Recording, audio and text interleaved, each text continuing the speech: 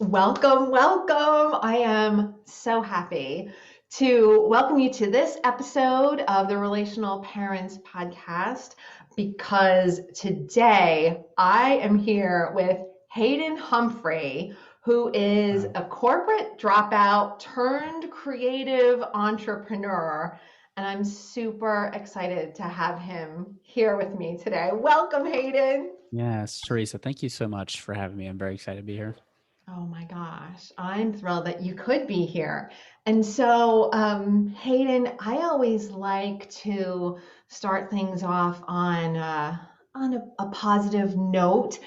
So, I would love if you would just share with me and with our listeners and viewers, what's one good thing that has happened to you since I don't know, since you got up this morning? Since I got up this morning. Well, uh, the weather has a very large impact on me and my mood, and it is very sunny and very warm today. So I will likely be spending a lot of time outside. So that's really brilliant.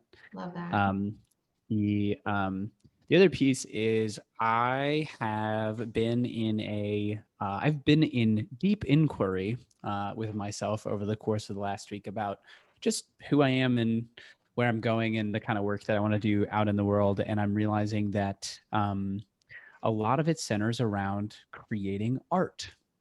Like I want to make art, sell art. I want to make my businesses a work of art. Um, I am just realizing how much that matters to me. Like that creating vehicles and methods of self-expression in service of other people. Um, and so that is brand new. That is fresh off the press, as they say. Wow. So Wow, that's fantastic. So, do you yeah, mind if we, take a little time to, I want to understand that a little please. more because that is fresh off the press. That's, Yeah. different kind of yummy space than Hmm. I have explored with you in the past. So, Yeah, yeah. so, I mean, I know I've taken your quiz, How to Live a Hmm. More Unscripted Life, and that was one Yeah. of the things that attracted me to having, to inviting you to the program. Just like I love the nonconformity, just Hmm. you bring a lot of possibility to your thinking and to your clients. And so I know if this is new today, it might be a little much, Yeah. but No, it's great. you know, like I don't know if that links that artist lifestyle. How do Yeah. you feel it energetically linking a little bit even Hmm. to some of the things that you're already doing in the world for your clients? Yeah. Well, I think I mean, in terms of verbiage, it might be different, but energetically, it's all very similar.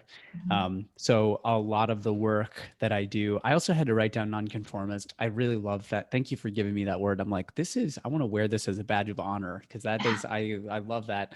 Um, so, Amen. a lot of the work that I do with people is coaching and consulting around where you are following the script, the idea of what you think that you're supposed to be doing. And this goes for everything. Yes, this goes for career and what you're doing in your career, but this also goes for your relationship. This goes for your money.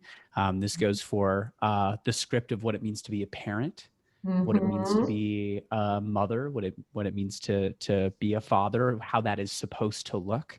Yes. And what I find is when we uh, follow these instructions, these scripts that were given to us by someone else, they tend to lead to burnout. They tend to lead to us being unfulfilled. They tend to lead to us not having an optimal experience of life, which makes sense because they weren't made for us.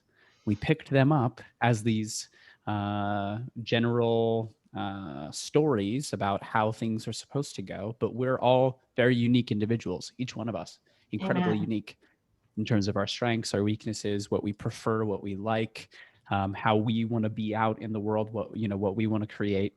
And Mhm. so a lot of my work with people is supporting them in understanding what does it mean for you to break out of the script, break away from those instructions, and become the creator of your own life. You become the designer of your own life. Mhm. And one of the other ways I've been talking about this is in creating your own life, you are creating your life externally as a reflection, a direct reflection of who you are internally. And Yep. that process, that expression process, that is art. That is what art is. Art is the external expression of your internal experience. You just happen to be doing it with your career, with your workspace, with your relationships, with what you wear, everything. I love that. I love it. So it really is the same thing. It's just a different sort of physical manifestation Mm-hmm, of the same thing. mm-hmm, So, mm-hmm. in a way, it's you finding a new joyous way of walking your own talk Exactly. for your clients. It really that's so helpful because, coming at it from a different perspective, you could say like, okay, but coach, artist, what? But you Mm, just really wove those together so beautifully. So it does make a lot of sense. yeah. Amazing. So but I'm so intrigued. How, like, has art ever been a part of your world up to this point? That's a great question. These are questions I have not considered before, so I appreciate you asking them. Um, so it's really interesting because it did when I was much younger. When I was much younger, I found myself drawn to art, to creating, to experimenting, um, to just making things because I felt like making things. And it would be like I would do stuff like, stop motion animation. I would create stuff like that. Okay, so it's like um if you've ever seen like The Nightmare Before Christmas or any of those like Tim Burton movies that are Yes. it's like claymation kind of Yes. deal. So that kind of stuff was really exciting. It's like, oh, this is really cool. So, creating stuff like that, doing a lot of drawing, doing a lot of writing, Wow. and then you get into the school system and you get into higher education and you get into, your job, and that takes the back seat. It's not prioritized as much as doing well at work and working is. And so it's been what feels like a rediscovery of sorts, in understanding like what was that spark and that desire that I had was when I was younger to create. And the cool part that I'm really appreciating now is I have the business sense and I have the business skills to be able to take those things and be able to support myself and make an impact and, spread messages of positivity, and being able to do those kinds of things. And so I feel like I'm slowly rediscovering those pieces of myself. And, like I shared earlier, I have been doing a lot of thinking around where I want to orient myself and what I want to create. And one of the things that's kept coming up for me this last week is this idea of living an artist's lifestyle. Like, I don't want a bunch of calls.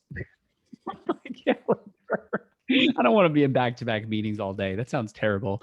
I'm like, I would just want a bunch of open space. I just want a bunch of open space where I can sit and be in deep inquiry with myself and with the things that I'm working on, and just create. I just want to create more.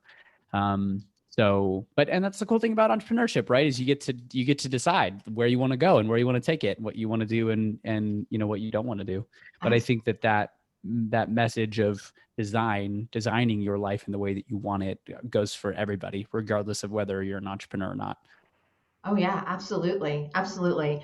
And again, obviously this is all coming to you, fairly recently. It's Mm-hmm, pretty mm-hmm. new.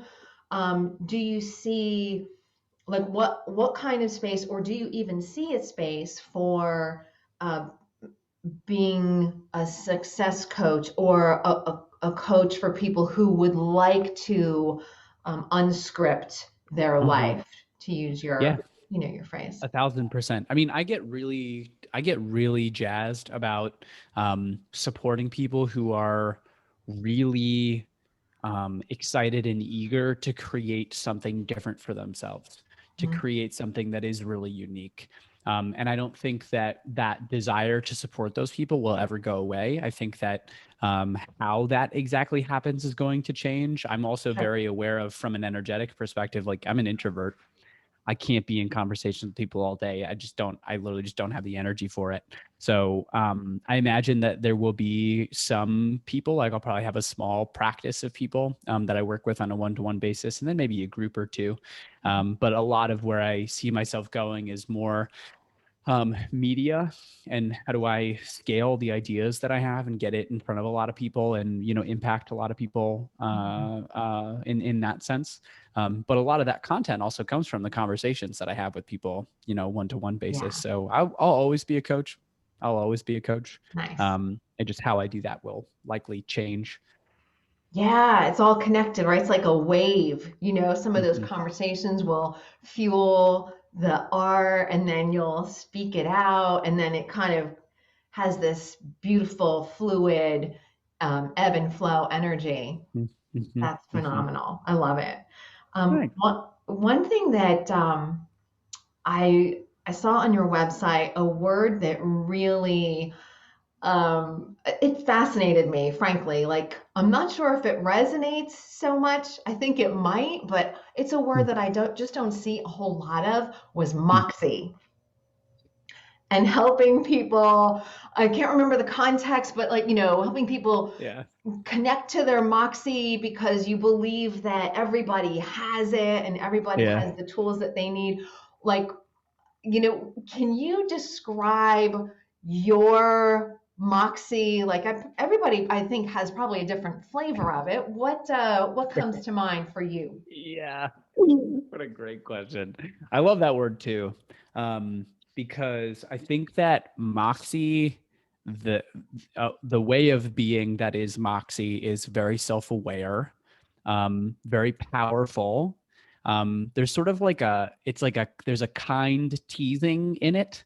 The word swagger also, comes to mind, but Yeah, it's this very self-aware, uh, powerful, wanting to give your energy to other people, and also there's a humility to it as well. um and yes, I agree. I think everyone has it. Everyone's got a different flavor of it. Everyone's got a different version of it. I think mine is, like, what came to mind immediately when you said that was, I do a lot of improv. I historically have done a lot of improv. wow. And so when I would say when I do improv, that is like when I feel like I have the most moxie, because there's like a, there's this owning of uh creation in the moment. Like, that's really what improv is you're with someone, you're building a world with someone, you're building a scene with someone, Yeah. and you are just creating in the moment, and you're not questioning it. Whatever comes to mind for you and whatever feels real is what comes out of your mouth. Yeah. And there's a confidence in that, there's a groundedness in that, there's a presence in that that I think is really powerful. And it's also just very non-serious. Like, it's playful, it's very, very Yes. playful. So maybe like playful power, maybe that's how I would describe moxie. But yeah, I think for me it's definitely when I'm doing improv, it's when I'm doing stuff like this, it's when I'm doing podcast interviews, it's when I'm doing like facilitating workshops or speaking in front of people. Yeah. I would say that those are definitely the times when I feel the most like that. That's fantastic. And for me, as you're speaking about it and the self awareness and the co creation, that's, Mhm. I see that as what's happening in a coaching process too, Yeah, yeah. right? So that's phenomenal. A different flavor of it than Mhm. maybe improv, which is in front of a bunch of people. But Mhm. I absolutely love that.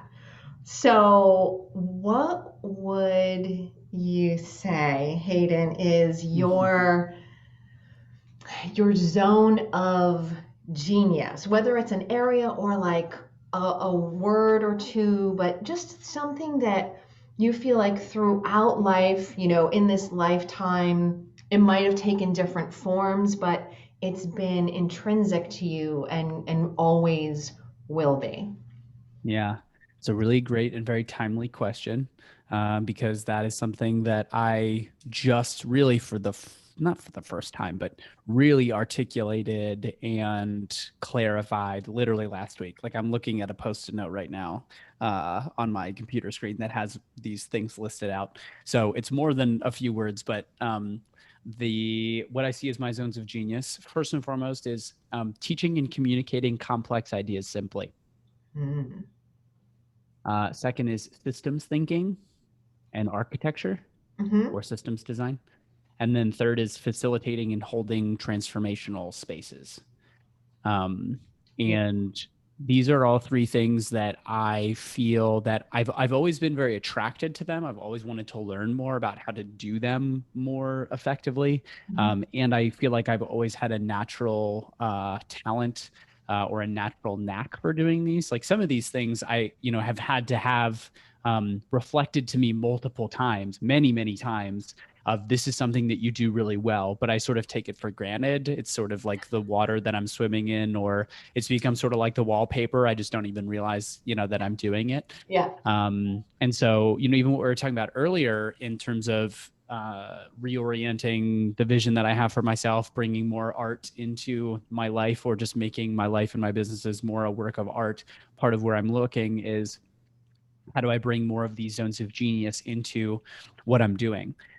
All of these things play a role in the work that I do now, especially from a coaching perspective, because a lot of what I do is coaching, but I also do a lot of teaching in the coaching that I'm doing, supporting people in understanding um, how to break up with these scripts, how to create something different, how to take better care of yourself.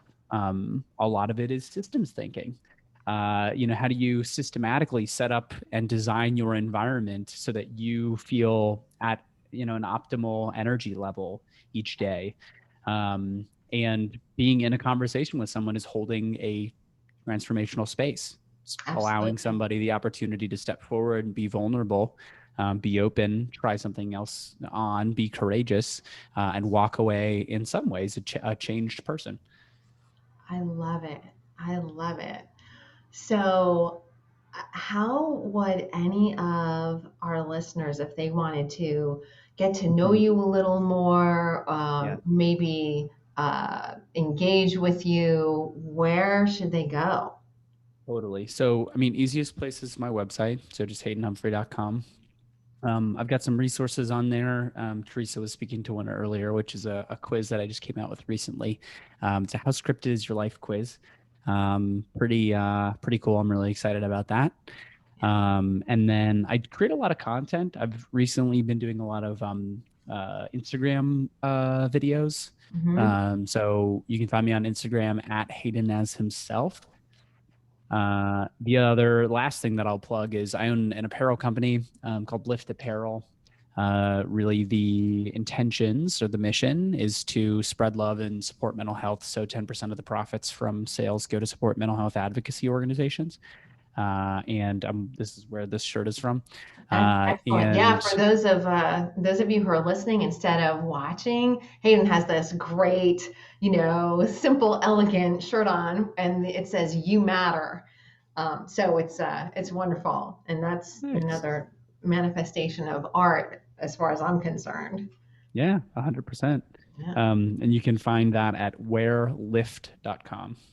Wearlift.com. Okay, we'll definitely get in the description your website as well as wearlift.com. Sweet. And from your website, people can find out how to follow you on Instagram and they can take that Perfect. quiz. And I do highly recommend anyone who's listening to take Hayden's quiz, How Scripted is Your Life? Because there are some very provocative questions on there. And then, you'll get your score, and then you can figure out, what does that mean for you? What are you prepared to do in response to that? Yeah, yeah, totally.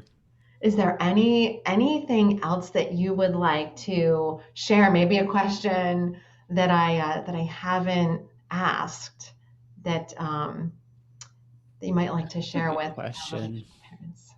I mean, just based on the experiences that I've been having over the last week, I think one thing that I hear a lot from people and that I get a lot of questions around is it's like, I don't know what I want.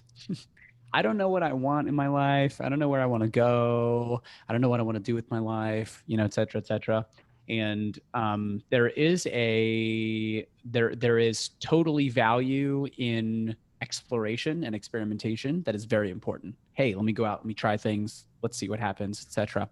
But Yeah. what I'm realizing is there's also this other half of the conversation that actually has less to do with doing things and taking in information and has more to do with going very slow and slowing way down and getting very quiet and listening. Because in a very loving way, I don't believe people when they say that they don't know what they want, because you've spent an entire lifetime evaluating and judging experiences. It might be that you're not in touch with it right now, or that you don't have the words for it, but you fundamentally as a person, you do know what you want, but you have to be able to recognize the signals. You have to be able to understand how you know that. How do you know what you want? I asked that question on a coaching call the other day, and he was like, I don't know.